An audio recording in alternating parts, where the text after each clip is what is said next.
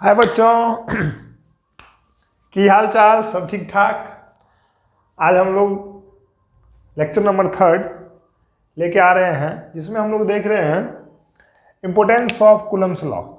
ठीक है ना। पिछली क्लास में हम लोग देखे थे कूलम्स लॉ, ठीक ना। कूलम्स लॉ, कूलम्स वैज्ञानिक का नाम था जिसका चार्ल्स अगस्टिन कूलम नाम था, पूरा नाम। उसके बाद कूलम्स लॉ हम लोग पढ़े थे कि कूलम्स लॉ दो चार्ज के बीच लगता है। यदि चार्ज सेम हो तो उसके बीच रिपल्सन फोर्स लगता है, और जब चार्ज अपोजिट हो तो उसके बीच अट्रैक्शन फोर्स लगता है। मतलब लाइक चार्ज के बीच रिपल्सन फोर्स, अनलाइक चार्ज के बीच अट्रैक्शन फोर्स लगता है। और कूलम्स लॉ ना दो चार्ज के बीच लगने वाले फोर्स को डिफाइन करता है, जिसका हम लोग उस दिन फॉर्मूला भी ड्राइव किए हुए थे। कूलम्स लॉ का फॉर्मूला आता है 1/4 एप्सिलॉन नॉट, ठीक है ना, Q1 Q2 upon R²। Are ना दोनों चार्ज के बीच का क्या होता है? डिस्टेंस होता है, ठीक है ना। ये सारी बातों को हमने पिछली क्लास में देखा था, और आज हम लोग देख रहे हैं importance of Coulomb's law. Coulomb's law के महत्व, ठीक है ना, उसके क्या क्या महत्व है। Coulomb's law is defined for long distance as well as short distance. Coulomb's law बहुत ही कम डिस्टेंस के लिए भी एप्लीकेबल है और बहुत ही ज़्यादा डिस्टेंस के लिए भी एप्लीकेबल। बहुत ही कम डिस्टेंस इतना तक बोल सकते हैं 10⁻⁻14 मीटर तक, ठीक है ना। मतलब यदि न्यूक्लियस है, न्यूक्लियस के अंदर न्यूक्लियन है, इलेक्ट्रॉन है, प्रोटॉन है, मतलब वो कितने छोटे होते हैं कि उसकी हम लोग खुली आंखों से नहीं देख सकते हैं, लेकिन फिर भी उनके बीच कौन सा फोर्स वर्क करता है? कूलम्स फोर्स वर्क करता है। मतलब मेरा कहने का ये मतलब है कि ये लॉन्ग डिस्टेंस के साथ साथ बहुत ही कम डिस्टेंस के लिए भी क्या है? एप्लीकेबल है, ठीक है। दूसरा है Coulomb's law define how much tightly an electron is bonded with nucleus. ठीक, न्यूक्लियस में प्लस चार्ज होते हैं और इलेक्ट्रॉन उसके चारों रिवॉल्व करते रहता है, घूमते रहता है, उस पर कैसा चार्ज होता है? Minus charge. उन दोनों के बीच भी कौन सा फोर्स लगता है? कूलम्स फोर्स लगता है, ठीक है। तो वो दोनों आपस में किस फोर्स की मदद से बंधे हुए रहते हैं? कूलम्स फोर्स की मदद से। जितना ज्यादा कूलम्स फोर्स लगेगा दोनों के बीच में, वो ना इतना टाइटली से क्या रहेगा? आपस में बंधा हुआ रहेगा। वही बात को डिफाइन कर रहा है। Coulomb's law define how much tightly an electron is bonded with nucleus. With the help of Coulomb's force atoms are bonded together. देखिए होता क्या है, बहुत सारे जो भी पदार्थ हैं वो सब मेटर से मिल एटम से मिलकर बने होते हैं, ठीक है। बहुत सारे एटम्स आपस में किस फोर्स की मदद से बंधे होते हैं कि वो लिक्विड होता है, कोई ठोस होता है, सॉलिड होता है, ठीक है ना। तो किस फोर्स की मदद से बंधे हुए रहते हैं? कूलम्स फोर्स की मदद से, ठीक है ना।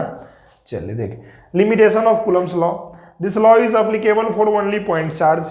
ये सिर्फ केवल पॉइंट चार्ज के लिए एप्लीकेबल है। इट्स ए सेंट्रल फोर्स, ठीक है ना। ये देखिए सेंट्रल फोर्स का मीनिंग होता है कि ये centre to centre force work करता है, ठीक है ना। एक चार्ज के सेंटर से दूसरे चार्ज के सेंटर तक। That's why we are saying that this is central force which acts along the line joining of the particle, ठीक है। पार्टिकल या चार्ज। यदि दो चार्ज हैं, मान लेते यहाँ पे Q1 है और यहाँ पे Q2 है, ये फोर्स ना दोनों चार्ज के सेंटर टू सेंटर लाइन लगते हैं और दोनों को मिलाने वाली लाइन के अलोंग लगते हैं। दोनों को मिलाने वाली रेखा क्या लगते हैं? अलोंग लगते हैं, ठीक है। यही था importance of Coulomb's law and limitation of Coulomb's law. ये सब ना एक ऑब्जेक्टिव टाइप्स या 2 मार्क्स में ये सब पूछे जाते हैं। नेक्स्ट है Coulomb's law for unit charge, ठीक है। इसको हम लोग देखते हैं। पिछली क्लास में हम लोग पढ़े थे कि Coulomb's law F is equal to होता है K Q1 Q2 upon R², ठीक है। यहाँ पर हम किसके लिए डिफाइन करने जा रहे हैं? यूनिट चार्ज के लिए। यूनिट चार्ज का मतलब है यदि आपका Q1 का वैल्यू और Q2 का वैल्यू कितना कूलम हो जाए? 1 कूलम, ठीक है। यूनिट का मतलब 1, एंड इसके बीच का जो डिस्टेंस है वो भी कितना मीटर हो जाए? 1 मीटर हो जाए। तो F का वैल्यू क्या हो जाएगा? K गुना 1 अपॉन 1 का स्क्वायर। तो कितना हो गया भैया? K। F का वैल्यू किसके बराबर? K के बराबर। और K का वैल्यू हम जानते हैं 9 × 10⁹ न्यूटन, ठीक है ना। तो मतलब यदि यूनिट चार्ज के लिए कूलम्स लॉ बात करें तो उसका मान किसके बराबर होता है? K के मान के बराबर होता है, दैट इज 9 × 10⁹ न्यूटन, ठीक है। तो इसको ना ऑब्जेक्टिव में आपसे पूछ सकता है, ठीक है ना, कि यूनिट चार्ज के लिए कूलम्स फोर्स का मान कितना होता है? तो K के मान के क्या होता है? बराबर होता है, ठीक। Difference between electric force and gravitational force, ठीक है ना। इलेक्ट्रिक फोर्स मतलब वही कूलम्स फोर्स। इलेक्ट्रिक फोर्स हम लोग जानते हैं कि जब लाइक चार्ज होता है तो दोनों के बीच रिपल्सन फोर्स लगता है, अनलाइक होता है तो अट्रैक्शन फोर्स। तो हम लोग ये बोल सकते हैं कि इलेक्ट्रिक फोर्स में अट्रैक्शन के साथ साथ कौन सा फोर्स होता है, रिपल्सन फोर्स भी होता है, मतलब वहां पे दोनों फोर्स होता है। लेकिन ग्रेविटेशनल फोर्स में वन एंड ओनली अट्रैक्शन। यदि आप किसी भी ऑब्जेक्ट को छोड़ते हैं तो वो किधर की ओर जाती है, जमीन की ओर जाती है, ठीक है ना, ओनली अट्रैक्ट होती है। कभी ऐसा देखें कोई ऑब्जेक्ट छोड़े हैं वो ऊपर की ओर उड़ने लगा, नहीं ना। वही है कि ग्रेविटेशनल के पास क्या होता है, सिर्फ और सिर्फ अट्रैक्शन फोर्स होता है, ठीक है। It acts between two charges, ये ना दो चार्ज के बीच लगता है और ये ना दो मास के बीच लगता है, ठीक है। ये ना चार्ज के मीडियम पे डिपेंड करता है कि चार्ज ना किस मीडियम में रखा हुआ है, और ये ना मास के मीडियम पे डिपेंड करता है कि ये ना किस मीडियम में रखा हुआ है, ठीक है। तो ये सभी ना 2 मार्क्स के में पूछे जाते हैं कूलम्स लॉ के साथ साथ, ठीक है। तो ये सभी इंपॉर्टेंस है, इसको आप नोट्स बना के लिख लीजिएगा। और बाकी अब हम लोग देखेंगे इंपॉर्टेंट टॉपिक है vector forms of Coulomb's law, ठीक है ना, कूलम्स के नियम का सदिश रूप, ठीक है बच्चों।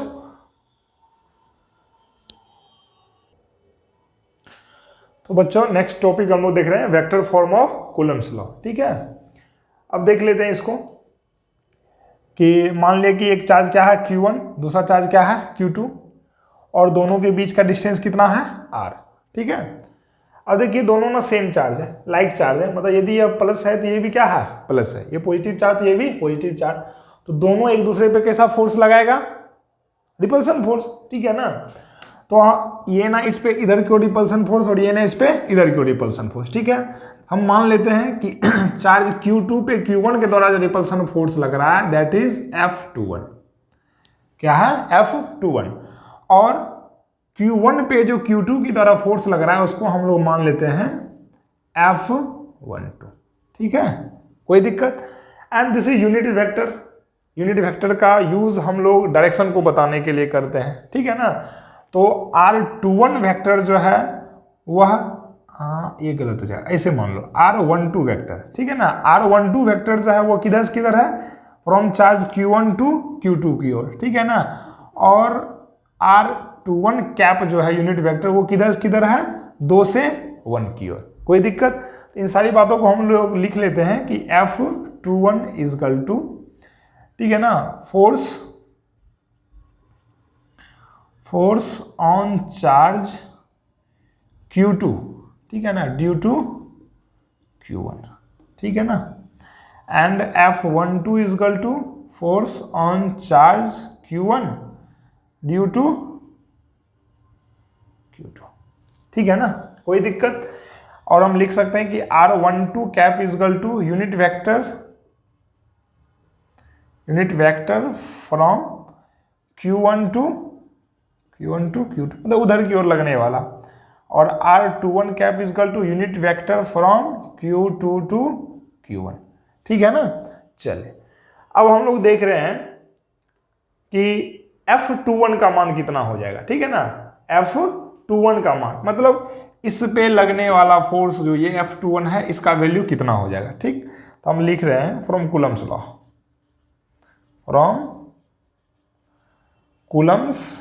लॉ, ठीक है ना। कूलम्स लॉ की मदद से हम लोग F21 का वैल्यू निकाल लेते हैं, ठीक है ना। तो क्या होता है 1/4 pi epsilon not Q1 Q2 upon what, R², ठीक है ना, कोई दिक्कत जी नहीं। यहाँ पे R क्या है, दोनों के बीच का डिस्टेंस, लेकिन इसको हम लोग ना वेक्टर फॉर्म में लिख रहे हैं, मतलब ये किसको रिप्रेजेंट कर रहा है, मैग्नीट्यूड को। तो इसके साथ साथ क्या देना पड़ेगा, डायरेक्शन भी तो देना पड़ेगा ना। तो ये किधर की ओर लग रहा है, इस साइड लग रहा है, तो इस साइड लगने वाला यूनिट वेक्टर, इस साइड जाने वाला यूनिट वेक्टर कौन सा है, ये R21 है या R12 है। R21 इसके नजदीक में है लेकिन इसका डायरेक्शन इससे क्या है, अपोजिट है। तो हम लोग जो है इधर की ओर दिखाने वाला यूनिट वेक्टर कौन सा लेंगे, R12 कैप, कौन सा लेंगे राजा, R12 कैप। सिमिलरली उसी तरह यदि आप लोग F12 की चर्चा करो, F12 दिस इज F12 जो कि इधर की ओर लग रहा है, क्या हो जाएगा 1/4 pi epsilon not Q1 Q2 upon R²। देखो भैया मैग्नीट्यूड तो सेम है लेकिन डायरेक्शन ये किधर की, इधर की ओर, और इधर की ओर लगने वाला यूनिट वेक्टर कौन सा है, R21 कैप, R21 कैप, कोई दिक्कत। इसको आप क्या मान लो, इक्वेशन फर्स्ट, इसको क्या मान लो, इक्वेशन सेकेंड, ठीक है। और जब आप लोग गौर से देखोगे डायग्राम को तो unit vector R12 and R21 both are opposite in direction, एक इधर जा रहा है तो एक इधर आ रहा है। यदि आप एक डायरेक्शन में यदि इधर जाने वाले को प्लस मानते हो तो इधर जाने वाला क्या हो जाएगा, माइनस। बात सही है, हम लिख सकते हैं क्योंकि R21 cap and R12 cap are opposite in direction, are opposite in direction. ठीक है बच्चों, मतलब वो दोनों ना आपस में डायरेक्शन में क्या है, अपोजिट है। तो हम लिख सकते हैं देयरफॉर R12 कैप, मतलब एक का मान दूसरे के मान के क्या हो जाएगा, अपोजिट, मतलब माइनस साइन के बराबर हो जाएगा। ठीक है, अब हम लोग फ्रॉम इक्वेशन सेकेंड कर लेते हैं। From equation second, equation second में R21 कैप को आप क्या लिख सकते हो, माइनस R12 कैप। अरे हाँ या ना, लिख सकते हैं, ठीक है ना। तो लिखते हैं from equation second F12 is equal to, ठीक है ना, 1/4 pi epsilon naught into Q1 Q2 upon R²। R21 ये माइनस इधर भी तो हम लिख सकते हैं, तो यहाँ पर हम दे देते हैं माइनस R12 कैप। ठीक है, कोई दिक्कत जी नहीं होनी चाहिए, बहुत ही आराम से हम कर रहे हैं। माइनस को ना आप कॉमन ले लो, कितना हो गया, 1/4 pi epsilon not Q1 Q2 upon R² into R12 cap. ठीक है, अब जब आप इसको गौर से देखोगे ना, गौर से देखोगे तो ये आपको ना इक्वेशन फर्स्ट की तरह लग रहा है। ऑलरेडी दोनों का तो मैग्नीट्यूड सेम है, लेकिन डायरेक्शन क्या था, अपोजिट। तो इसमें भी R12 कैप, इसमें भी R12 कैप। तो हम लिख सकते हैं नाउ फ्रॉम इक्वेशन फर्स्ट, ठीक है ना, F12 वेक्टर का जो मान है, फोर्स 12 का जो मान है वो माइनस इंटू, इसको आप क्या लिख सकते हैं, F21। अरे हाँ या ना, ठीक है ना, this is the vector form of Coulomb's law.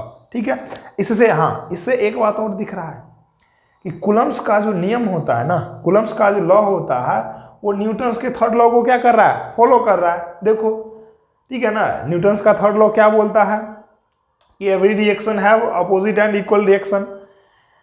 ये इस पे जितना फोर्स लगा रहा है वो भी उस पे उतना ही फोर्स लगा रहा है, परंतु किस डायरेक्शन में, अपोजिट डायरेक्शन में। यहाँ पे जो ये निगेटिव साइन है ये किसको बता रहा है, डायरेक्शन को बता रहा है। किसको बता रहा है, डायरेक्शन को। और कौन सा डायरेक्शन बता रहा है, अपोजिट डायरेक्शन। देखो भैया, मैग्नीट्यूड आर सेम, बट ये निगेटिव साइन किसको बता रहा है, डायरेक्शन को। तो हम बोल सकते हैं यहाँ से कि कूलम्स लॉ जो होता है वो न्यूटन्स के थर्ड लॉ को क्या करता है, फॉलो करता है। न्यूटन्स थर्ड लॉ मतलब ये चार्ज इस पे जितना फोर्स लगा रहा है वो भी चार्ज इस पे उतना ही फोर्स लगा रहा है, परंतु अपोजिट डायरेक्शन में, परंतु अपोजिट। ठीक है, तो हम लिख सकते हैं hence it's proves that Coulomb's law follows Newton's third law. ठीक है ना, अतः यह सत्यापित होता है कि न्यूटन का कूलम्स का जो नियम है वह न्यूटन के तृतीय नियम को सत्यापित करता है। तो यहाँ के डेरिवेशन के नीचे में ये बात आप लोग क्या करें, लिख लें। ठीक है बच्चों, आज के लिए इतना ही, और नेक्स्ट वीडियो अगले दिन हम लोग लेके आएंगे। तब तक के लिए इस सारे डेरिवेशन को आराम से देखें, और जो भी डेरिवेशन आएगा सब इजी वे में आएगा, जिससे कि आप ना उसको बहुत आसानी से समझ सकते हैं। ठीक है, यदि कहीं दिक्कत हो तो आप फिर से पीछे जाके एक बार वो क्या करें, देख लें। ठीक है बच्चों, धन्यवाद।